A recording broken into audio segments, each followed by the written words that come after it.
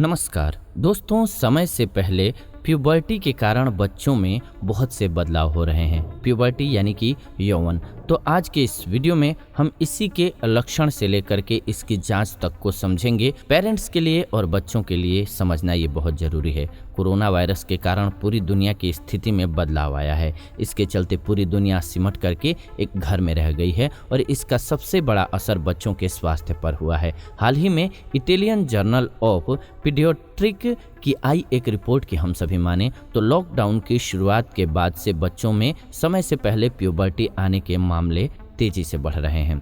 इस रिपोर्ट की माने तो मार्च से सितंबर 2020 तक ज़्यादातर माता पिता ने इस बात की शिकायत की है कि छोटी उम्र में ही बच्चियों को पीरियड्स हो रहे हैं और लड़कों में प्यूबर्टी यानी कि यौवन के तमाम लक्षण नज़र आ रहे हैं। तो इसीलिए ये समझना बहुत ज़रूरी है, नहीं तो बहुत से पेरेंट्स चिंतित हो जाते हैं और बच्चे भी चिंतित हो जाते हैं, परेशान हो जाते हैं। तो सबसे पहले समझते हैं कि क्या है प्रिकॉशियस प्यूबर्टी।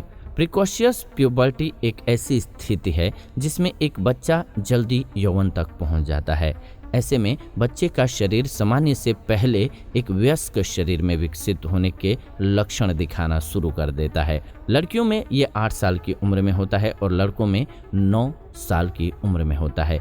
इसके चलते बच्चियों के पीरियड्स और हाइट बढ़ने से जुड़ी हुई तमाम परेशानियां होने लगती हैं और बच्चों को भी हाइट बढ़ने में परेशानी होती है। होता यह है कि शरीर खुद ही मैच्योर होने लगता है और हड्डियां मजबूत होकर के बढ़ना बंद कर देती हैं। इसलिए भी माता पिता के लिए ये ज़्यादा चिंता की बात हो जाती है कि असामयिक यौवन वाले बच्चों का इलाज नहीं किया जा सकता है और उनका शरीर पूरी तरीके से ग्रोथ नहीं कर पाता है। तो चिंता की बात तो हो ही जाएगी पेरेंट्स के लिए। प्रिकॉशियस प्यूबर्टी के कारण क्या है? प्रिकॉशियस प्यूबर्टी के पीछे कई कारण होते हैं, जिनमें से कुछ शारीरिक तो कुछ वातावरण से जुड़े हुए कारण होते हैं। कुछ प्राथमिक कारणों की बात करें तो अंडाशय, अधिवृक्क ग्रंथियों, पिट्यूटरी ग्रंथि या मस्तिष्क पर ट्यूमर या वृद्धि के कारण हो सकता है कि ऐसी स्थिति आई हो। अन्य कारणों में केंद्रीय तंत्रिका तंत्र की समस्याएं, बीमारी का पारिवारिक इतिहास या फिर कुछ दुर्लभ आनुवंशिक सिंड्रोम शामिल हो सकते हैं। कई मामलों में विकार के लिए कोई कारण नहीं पाया जा सका है,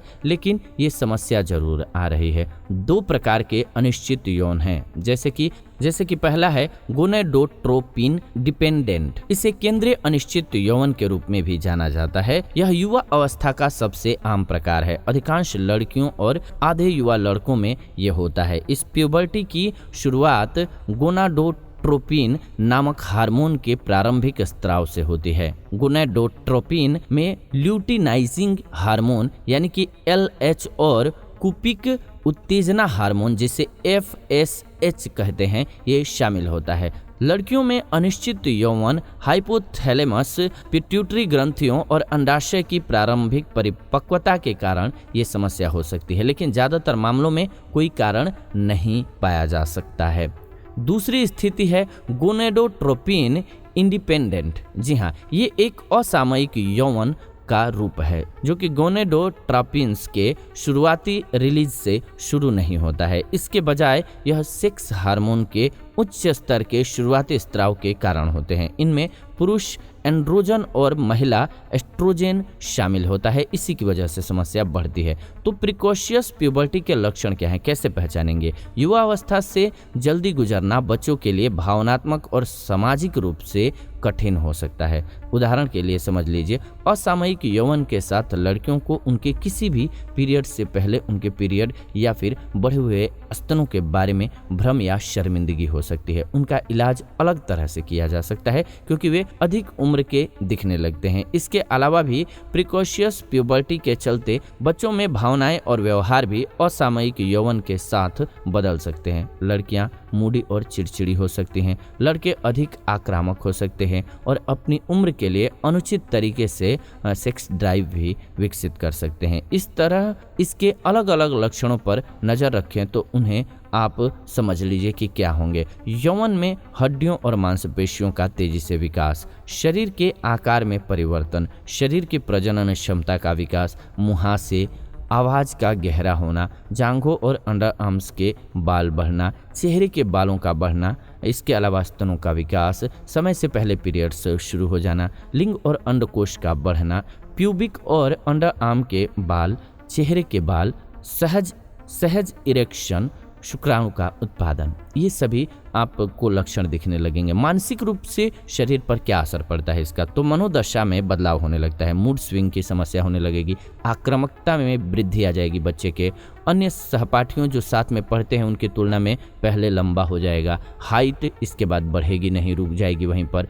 प्रिकॉशियस प्यूबर्टी की जांच कैसे कराएंगे, अब सवाल ये आएगा। स्वास्थ्य सेवा प्रदाता जहां भी जांच होता है वहां पर आपके बच्चे के लक्षणों और स्वास्थ्य के इतिहास के बारे में आपसे पूछेंगे। वो आपके परिवार के स्वास्थ्य इतिहास के बारे में भी पूछ सकते हैं आपसे।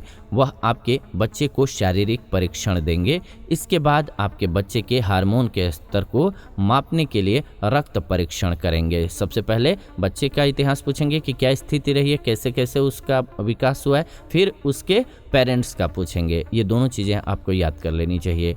ल्यूटिनाइजिंग हार्मोन, जी हाँ, ये भी एक टेस्ट होता है। फोलिकल स्टिमुलेशन हार्मोन, इसके अलावा टेस्टोस्टेरोन टेस्ट और थायराइड हार्मोन, ये टेस्ट किया जाता है। गोनेडोट्रोपिन उत्तेजक हार्मोन मस्तिष्क में हाइपोथैलेमस द्वारा बनाया जाता है। ये पिट्यूटरी ग्रंथि को गोनेडोट्रोपिन जारी करने का कारण बनता है। इसके बाद लड़कियों में अंडाशय या लड़कों में सेक्स हार्मोन बनाने लगता है ये। इसके अलावा कुछ और टेस्ट भी इसके लिए किया जा सकता है, जैसे कि एक्सरे किया जा सकता है, अल्ट्रासाउंड किया जा सकता है, MRI किया जा सकता है। इस माध्यम से इसको आप जान सकते हैं, पता लगाया जा सकता है। प्रिकॉशियस प्यूबर्टी में जोखिम क्या होता है, तो लड़कियों में विकसित होने की संभावना अधिक होती है, पर ये कई और कारक भी हैं इसके लिए, जिसके चलते प्रिकॉशियस प्यूबर्टी का जोखिम तेजी से बढ़ता है, जैसे कि अंडाशय, अधिवृक्क ग्रंथियों, पिट्यूटरी ग्रंथि या मस्तिष्क पर ट्यूमर या वृद्धि होने लगता है। केंद्रीय तंत्रिका तंत्र की समस्याएं होती हैं। रोग का पारिवारिक इतिहास हो सकता है। एक दुर्लभ आनुवांशिक सिंड्रोम, मोटापा, सेक्स हार्मोन के कारण हार्मोनल डिसबैलेंस, हाइपोथायराइडिज्म का खतरा। केंद्रीय तंत्रिका तंत्र से जुड़ी परेशानी होने पर ट्यूमर, ल्यूकेमिया या अन्य स्थितियों के लिए विकिरण उपचार से युवावस्था का खतरा बढ़ सकता है। प्रिकॉशियस प्यूबर्टी का उपचार क्या है? प्रिकॉशियस प्यूबर्टी का कोई खास उपचार नहीं है। इसके जोखिम कारकों से बचा नहीं जा सकता है, लेकिन ऐसी चीजें हैं जो आप बच्चे के अनिश्चित यौवन के विकास की संभावना को कम करने के लिए कर सकते हैं, जिनमें आइए जानते हैं क्या क्या है। अपने बच्चे को एस्ट्रोजन और टेस्टोस्टेरोन के बाहरी स्रोतों से दूर रखें, जैसे कि घर में वयस्कों के लिए प्रिस्क्रिप्शन दवाएं या एस्ट्रोजन या टेस्टोस्टेरोन युक्त आहार की खुराक। अपने बच्चे को घर का स्वस्थ भोजन ही खिलाएं।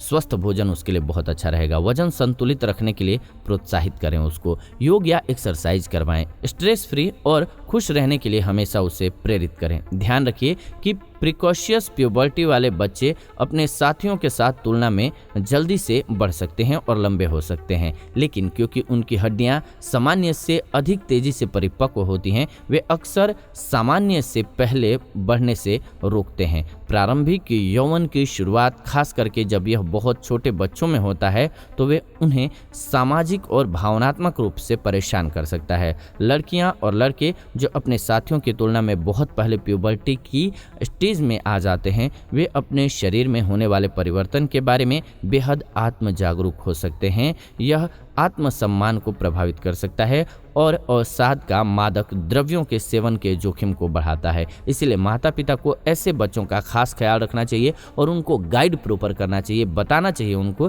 कि स्थिति उनके साथ क्या है और क्यों ऐसा हो रहा है, ताकि वो इन चीज़ों को समझ सकें और हैंडल अच्छे से कर सकें। इसमें माता पिता का रोल बहुत अहम हो जाता है कि वो सही से बच्चों को गाइड करें। तो इसलिए भी ये जानना आपके लिए बहुत ज़रूरी था अपने बच्चों के लिए, ताकि सही समय पर उनको सही गाइड आप कर सकें और बता सकें कि वास्तविक स्थिति क्या है। कम से कम पहले आप समझेंगे तो उसके अकॉर्डिंग उन्हें गाइड कर सकेंगे जो उचित लगेगा।